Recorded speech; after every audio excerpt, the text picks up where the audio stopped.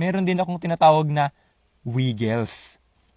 Ito yung taing parang wiggles. Yung iba't ibang kulay pero buo. Yung parang may color coding yung tae mo.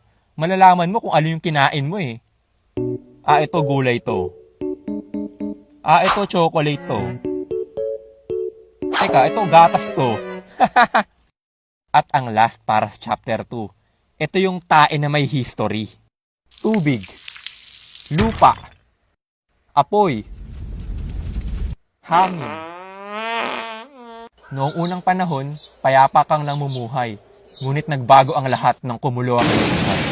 Ikaw ay parang naging avatar kasi nakayanan mo kontrolin ang 4 na elemento sa pagtae. Kaya ang tawag ko sa tae na to, The Avatar. Bakit? Kasi ito yung tae na may 4 na elemento.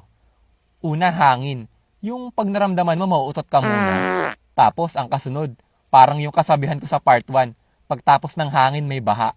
So, tubig na yung lalabas. Siyempre, pagtapos ng tubig, yung buo na, kaya lupa. Kumain ka ng maanghang, di mag-aapo yung puwet mo. The Avatar, The Legend of Tae. Wow. Woo! Kamusta? Kailangan nyo pa ba ng chapter 3?